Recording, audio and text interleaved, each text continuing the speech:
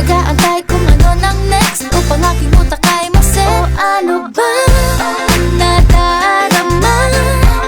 Huwag nang paligoy-ligoy-ligoy, paligoy-ligoy pa. Pwede ba? Huwag ka nang magrama. Huwag nang paligoy-ligoy-ligoy, paligoy-ligoy pa. Kwento-kwento ka tungkol sa bagay-bagay. Pag-usapan naman natin tayo medyo bagay. Ngunit mabagal ka, di mo maisipin sa bagay. Kunting tiis na lang, malapit na akong magbabay. Ano ka ba naman? Ganyan-ganyan na lang. Wala ka lang alam gawin kundi magparamdam. Hindi ko na alam, ano pa dapat ang iisipin ko o dapat ba na wag na lang. Tuwing gabi ka lang nagte-text, tumaking message ko walang effect. Oo, oo, nag-aantay